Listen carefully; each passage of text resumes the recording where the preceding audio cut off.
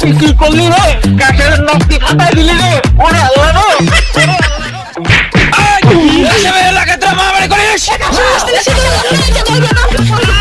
ভাই ভুল হয়ে গেছে, মাফ করে দিন। ও শালা, তুই বুঝে পারা ভালো কথা। আমার এখানে কাউ নেই।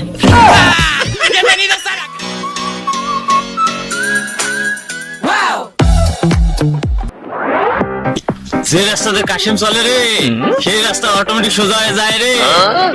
কাশিম নিয়ে যদি স্টেশন বানায় রে, চোরা সালাম দিয়ে যায় রে। এ তুই কে রে? তুই কাশিমে ধাক্কা দিছস? তুই এত বড় কলিজা রে? ভাই, আমি আপনাকে কখন ধাক্কা দিলাম? আপনি তো আমাকে ধাক্কা দিন। এ তুই কাশিমের মুখে মুখে কথা বলিস? তোর এত বড় সাহস শালা! তুই আমার সাথে মানে কাশিমের মুখে মুখে তর্ক করছিস? ভাই, প্রথমত আমি আপনাকে ধাক্কা দিইনি। দ্বিতীয়ত আপনি আমাকে চর মারলেন, কাজটা কিন্তু ভালো করলেন। এই শালা বেয়াদব, তুই আবার মুখে মুখে তর্ক করছিস? তুই কাশিমের মুখে মুখে তর্ক করছিস? দেব শালা আরেকটা। ভাই, আমি কিন্তু আপনাকে অনেক সম্মান দিচ্ছি, আর কিন্তু দেবো না। আরে শালা তুই কি করবি? করবি কি তুই? ওরে আল্লাহ রে, তুই কি করলি রে? কাশের নকটি ফাটাই দিলি রে। ওরে আল্লাহ রে। আহমেদ, মাল দে। এ শালা মাল দে। মাল? ও মাল? এই যে। এ শালা এইটা না, ওইটা দে, ওইটা মাল দে, ওইটা ওইটা দে। ও, ওই যে।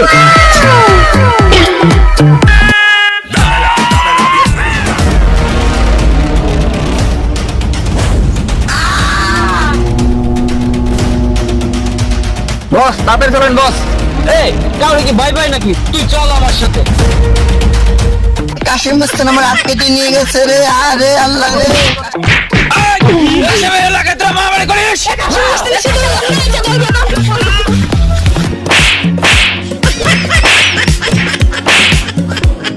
এই শালা, তুই কাশেমের এলাকায় এসে ইফতিদিন করিস? তো সাহসের প্রশংসা করতে হয়। এই শালা, তুই গাছুরি কি করতেছিলি? বল, গাছুরি কি করছিলি বল? ভাই তেমন কিছু না, ওই সে ভাই গোসল করতে গেল, তাই এই ভাড়া দিচ্ছিল। এ শালা, তোরে পাহারা দেওয়ার জন্য কি তুই গাছুরি করতে বলছিল? এ শালা, কাশেমের এলাকায় তুই ইফতিদিন করিস? শালা মারিয়ে ফেলাবো। ভাই ভুল হয়ে গেছে, মাফ করে দিন। ও শালা, তুই বুঝে পারা ভালো কথা। আমার এখানে কাউ নেই। আচ্ছা ভাই, পরেরবার বলবেন। শালা, তাহলে কি তুই ভালো হবি না?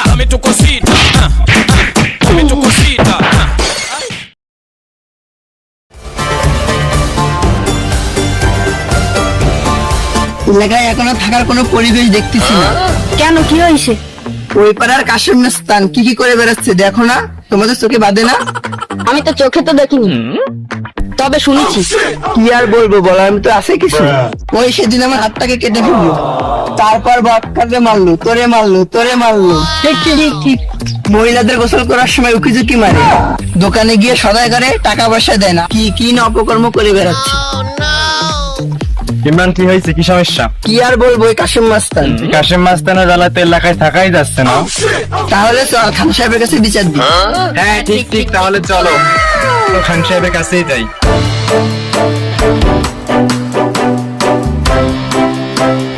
খান সাহেব বাড়ি আছেন নাকি? ও খান সাহেব বাড়ি আছেন নাকি? এ কে আসলো অসময়?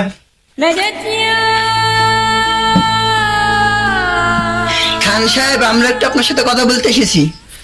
আচ্ছা, কাছারি করে দিয়ে বসো, আমি আসতেছি।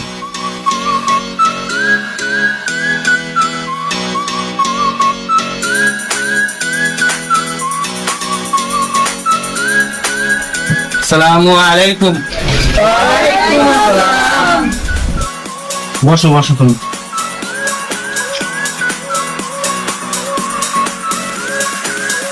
বলো এখন কি হয়েছে তোমাদের?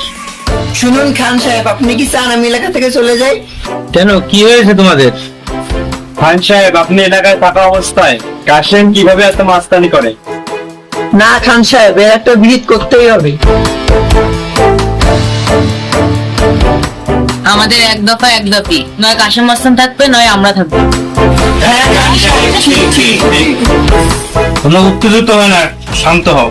একজন মানুষ যদি এলাকায় ভয় দেখিয়ে চলে, সে কিন্তু সমাজের সম্মানীয় ব্যক্তি নয়, বরং তাকে সমাজের বোঝা হিসেবে গণ্য করা হয়।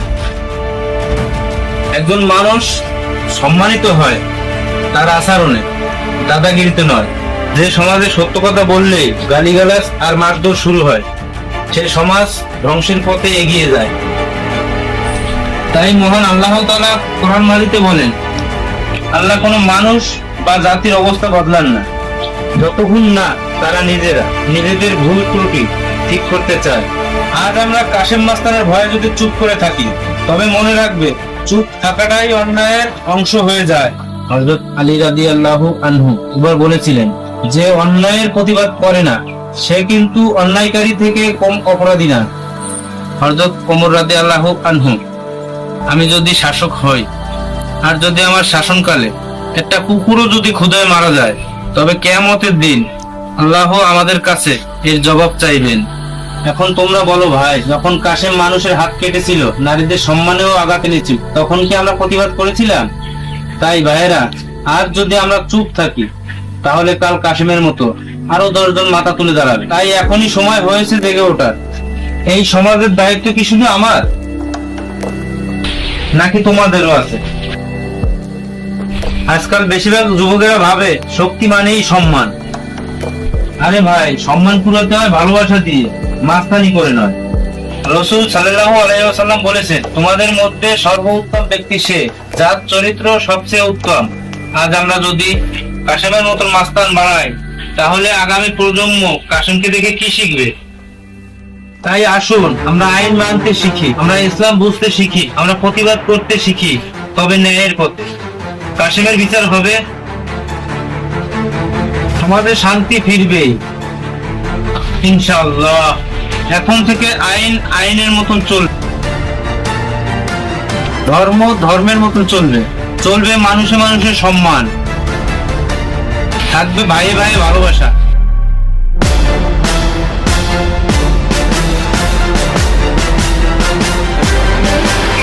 সম্পূর্ণ ভিডিওটি দেখার জন্য আপনাদের ধন্যবাদ। আমাদের পরবর্তী পর্বে দেখানো হবে কাশেমের পরিণতি। কাশেম কি নিজের ভিতরের পশুটাকে নিয়ন্ত্রণ করতে পারবে, নাকি সে সীমা ছাড়িয়ে অন্ধকার জগতে ঢুকে পড়বে? খান সাহেব কি পারবে সমাজের ভাঙা স্তম্ভগুলো আবার গড়ে তুলতে, নাকি তিনিও হেরে যাবেন এই অমানুষিসার কাছে? নাকি উদিত হবে নতুন শক্তি, যেটা বদলে দেবে সবকিছু? এই সমাজ কি পারবে কাঙ্ক্ষিত শান্তি ফিরিয়ে আনতে, নাকি সন্ত্রাস আর অনাচারে ডুবে যাবে আরো গভীরে? জানতে হলে দেখতে থাকুন আমাদের পরবর্তী পর্ব। ভালো লাগলে একটা লাইক দিয়ে জানিয়ে দিন আপনার ভালোবাসা, কমেন্টে লিখে ফেলুন আপনাদের মূল্যবান মতামত, আর শেয়ার করে ছড়িয়ে দিন সবার মাঝে। আবারও সম্পূর্ণ ভিডিওটি দেখার জন্য ধন্যবাদ জানাচ্ছি। আসসালামু আলাইকুম ওয়া রাহমাতুল্লাহ। আল্লাহ হাফেজ।